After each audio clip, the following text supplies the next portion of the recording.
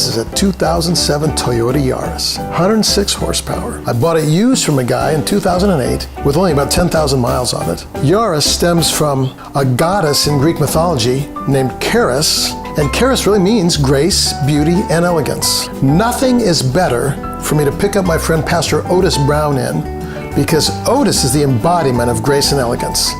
He's the lead pastor of Holly Park Community Church. He's become a good friend these past months because he's been on staff with us over the summer, and I've grown to appreciate his passion for his calling, his depth of commitment to Christ, and his fiery preaching style. Hello? Hey Otis, it's Richard. Hey Richard, how you doing, man? You got some time for coffee? Man, I would love to go get some coffee. I'm almost there. I'll pick you up soon. All right, we'll look forward to seeing you. I'm Richard Dahlstrom, and this is Pastors in Cars Getting Coffee.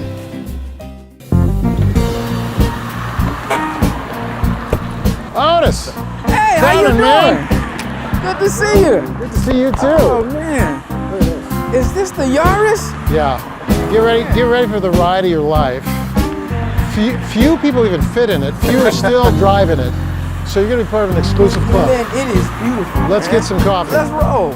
People talk about, one big SUVs and stuff like that. And I'm like this, why would you want an SUV when you can have all the safety of a Yaris and 40 miles to the gallon? You can't beat that. It's incredible. It's incredible. Have you ever took it anywhere? Yeah. Oh man, I've had some sweet road trips to places like, Bellingham, Olympia. There's no energy wasted on stuff like Bluetooth and cell phone plug-ins or anything like that. It's got AM. Okay. It's got AM. You got some options there. Like, what else do you need? Hey, great to see your office. Great to see the church. Great to see what's going on there. But tell me a little bit about your call to ministry, man. How did that exactly happen? Wow. Yeah, what happened was, I was raised in the church, Richard, and I kind of went my own way. Didn't want to the Lord, and then later on in life, he got my attention, and I came to him. I got sick and had a situation where I came to the Lord, and I was like, all right, Lord, I'll live for you. Yeah. Still at that. You were sick. Exactly, yeah. I was sick almost to death. Oh, but man. at that point, I still didn't have a desire to be in the ministry. I just was trying to answer the Lord's call to him. My father's a preacher, grandpa. Oh, really? Yes. Now, hey, one more question I got to ask you. Did you grow up in this area? Yes, I grew up in the Rainier Valley area. Oh, you did? Not too far from Holly And Park. so your parents as well and your grandparents? Exactly. How far back do you go in this area? Well, I came in 71, and my parents have been here a lot longer before that. So Okay, yeah. I'm new to this area. So you got Northwest roots, you got Seattle roots, okay, Yes. And your dad was a preacher? Yes, he is, and he still is. And he still is? Still preaching, yes. Wow, so that's awesome. I didn't want anything to do with it at first. I thought, hey, look, I just wanted to come back to the Lord. Man, I think my youngest daughter's a little bit scarred because I would often, in the 90s, I'd go out and speak at other churches. Wow. And so one time I went and spoke at a church about, I'm going to say 20 miles from our house or so. And I took her with me, and then I dropped her off in Sunday school. Okay. And you know how after you're done preaching, sometimes everybody wants to talk to you? Yeah, I know. So there's a bunch of people talking to me, and I'm sticking around. It's an hour, after service ends, and then I'm just kind of wiped out. Last person leaves, and I go, okay, see ya. And then I left. Wow. And I left her at the church without taking her home. Left your daughter, wow. So meanwhile, the Sunday school teacher calls my wife. So when I get home, my wife goes, hey, where's Holly? And I thought, are you kidding me? I left my own daughter at church. Wow, at the church. At the church. Well, how did you end up then at Holly Park Church in particular? Wow. Now I told you my dad was a pastor, and then he told me when I came to the Lord, he was like, hey, there's a church if you want to. No way. Go to. And then, so I end up going and I meet this pastor, Pastor Phillips. He was really an inspiration in my life. And And I had no idea what was going to be going on. He had been pastoring there for over 36 years. And so I just came to the church and was faithful and was being mentored by him. And next thing I know, he was like, hey, I'm retiring. Oh man. We're thinking. No way. They're gonna need another pastor soon. So the Lord just opened up one door after another one, and that's. And how long ago was that? Wow, I came to Holly Park in 2010, I believe. Okay. So and it's so we've been there for about 8 years. Sounds like 8 years. Yes, and I've been pastoring. Man alive. Too. I don't think everybody knows how you ended up partnering with us, or we ended up partnering with you. So let's tell me a little bit about how that happened. Well, it was a real unique situation about how it happened. I met with a pastor, and his name is Roy Chang, and he let me know that he was the type of person that connects churches with each other so we can support schools. So we decided to see if we can support Martin Luther King School, which is right near you guys. Exactly. Yeah. And then that's how I met Phil Molding, congregational pastor, and we began to have some meetings and begin to talk. And he pursued me. I mean, he was just saying, "Hey, we want to help you. We want to be able to bless you in your community. We want to help you reach your own people." So it was amazing how we did that. So after that, we went out a few times, began to talk, and got to know each other. Wow, we came pretty close. We talked all the time. And then earlier this year, I was playing around on the hoverboard and hurt my shoulder, fell off my kids. I was still thinking I was younger than I was, but you know how that be sometimes. The hoverboard. Yeah, the good old That's hoverboard. hysterical. Had to get shoulder surgery, and Phil came to me. He knew I wasn't working, my regular job. Yeah. And he said, "Hey, you can come be on staff at Bethany for the summertime." Which is perfect, man. It's just been open. The Lord's been opening one door after another, and that's how I came to Bethany to be the staff. That's amazing. And I've been blessed because of it. I really have. That's amazing.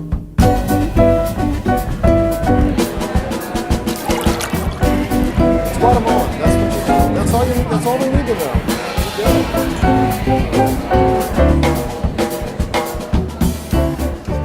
Being here this summer at Bethany for me has really been quite a learning experience. I feel like I'm just in school. Thanks a bunch. Delightful. Yes, looks good. I mean, just how Bethany operates with such efficiency and. Well, if you only knew. Yeah, right? well, it looks like it to me. Yes, I see the organization, so I've been really enjoying that learning process. Yeah. Hey, so tell me a little bit about how it's been being basically more or less on staff, because you've been with us in the evening services. Yes, so I've seen how it works out and plays out, and like I said, I'll start out with just how it's similar. Me being at Bethany and being under the teaching and so many different teachers and seeing the heart of the people, I've learned that they all love Christ just like we do. We there's a passion, there's a unity about the teaching of Christ that puts us all on the same level, and we love Christ and we love his teaching. And with that being said, I believe how we love and express our love to Christ, that's why I've seen a vast difference. How we express our worship and how we preach and how we teach and those type of things. I've heard you preach, man. You are on fire. Well, thank you. It's unbelievable. Thank you for that. Well, I've heard you preach, and I'm really moved and touched by it, how you bring the word of the Lord. And it's totally different. It is. Both ways. And the worship's different. It is. The singing's different. Yes. And so we have these two different cultural expressions.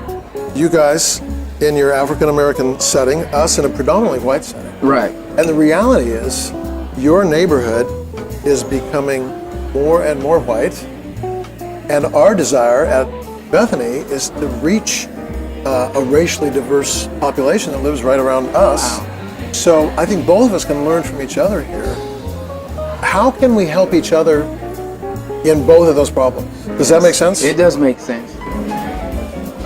Yes, and I believe, Richard, that what you're saying, our neighborhood is becoming more and more predominantly white. I believe that God has placed us together for this season, for this time. I don't think this is an accident or something we just decided to do. It's amazing how the partnership came about. Yes. So God is in it. That's right. Yes. Yeah. So I believe that God has sent you into our lives to help us with this situation, so that we can be more multi-ethnic. We can appeal to a people that would not just be one-dimensional, but feel comfortable when they walk in Holly Park. And if you were to give a word to Bethany, what we need to do to help expand our reach so that we are able to be as diverse as our neighborhood, what would your word be to us? I would say to Bethany, I mean, first of all, I've seen how you have reached your neighborhood already, and it looks like you're doing quite an excellent job. But the next level of it, what I would be saying is, as you are bringing more diverse leaders into your camp. I see that you have some Asian influence, some Korean influence, and your influence is just not in the background. I believe that is great wisdom on the part of Bethany. I see many leaders here that preach and teach. I think that is going to open up the doors to Seattle so that when they come to Bethany, they're not just getting one culture. Right. You are saying, no, we are accepting and inviting every tongue, tribe, and nation to come worship with us. And you may come on any given Sunday and see a nation that reflects where you were and your native. Right. So, well, that's our vision. And it's very hard because not only is there a racial diversity, there's a socio-ecological or socioeconomic diversity that I think is super challenging, because there are people who are living right around here where we're eating now, who are really struggling economically, working multiple jobs or coming out of abusive relationships and that kind of thing. And then there's people with a great deal of wealth. And when I'm preaching, often I'm trying to challenge the wealthy people to say, what are you doing with all your free time and money? Wow. And I go, how does that ring to somebody who's just barely getting by? Wow. Do you know? Yeah. Similar challenges in your own setting, a whole economic diversity as well? Yes. Now, as far as the economically, I don't believe our diversity is quite as different. You know, we're a good, solid middle class there. You know, there may be some that kind of sneak them to the higher level there. So that's not a big of an issue to try and work that out.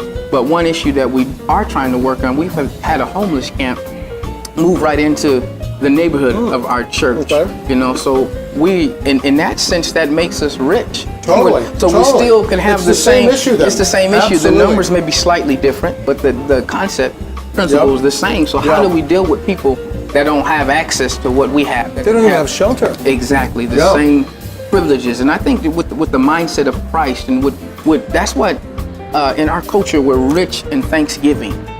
When you see a culture that's rich in thanksgiving, that is saying we know that everything we have comes from the Lord. That's right. And if we are mindful of that, it would be easier to reach out to the homeless and to the people who don't have. I understand that Bethany has a great breakfast and a great home, your food bank. I see how you work that, and even you have a shelter downstairs. We're trying to do stuff. Even though there may be some differences, you know, in income levels, I think that you guys are addressing that quite well. We really desperately want to cross any social divide, race and socioeconomic divides and education divides, because the kingdom is not made up of a group of people that all look the same or make the same amount of money or have the same education. It's across the board, you know? And I think we can do that if we don't view ourselves as swooping in to help, but view ourselves as, hey, I've got a ton to learn, you've got a ton to learn. Paul says in Romans 1, I want to impart a gift and I want to receive a gift. And so often in our culture it's hierarchical, do you know what I mean? Like a group says, we are the givers of the gifts, and these people are the receivers. No. Everyone's a giver and everyone's a receiver. And what that does is it levels us. So that I just got to say, man, having you on staff, having you in our teaching team meetings has been incredible, because the things that I've learned from your insights, seeing the text seen through a different cultural lens, right, has enriched my own preaching, you know? And my hope, of course, would be that my lens enriches yours. And then it becomes mutuality. Yes. When I got close to Phil, he said, we want to help you reach Martin Luther King, a school that is close to you. But you guys had enough wisdom to say, we don't want to go down there and say, we're Bethany, we're here, we're just going to help you with your children. He said, we're going to send you into your own culture, into your own community. We're here to support you, and you have done exactly just that. And we appreciate that, because I sense that that's humility coming from Bethany. I mean, it's easy just to say, I'm the big guy, we're going to do it this way. No, we're going to come alongside of you and help you reach. No one's going to reach your community better than you. That's good. And so if we can support that in any way, that's what we want to do. But we can't tell you how to do it. You have to do it. Yes, it's true. It's true, and we thank you for the help. So how was it? Are you full? Yes, they thought it was got great great. food here. I can see why we like to hang out here. Yeah, man. Really good. Hey, the question I have for you has to do with this book, One Blood by John Perkins. Have you heard of it? Yes. Awesome Perkins book. says that before you can rebuild the walls, there has to be lament, confession, and forgiveness. Yes. And you can't rebuild the walls until you have done those things. I really would like to unpack all of those, right? Do you have a little more time or not? Yes, I would love to talk about that with you.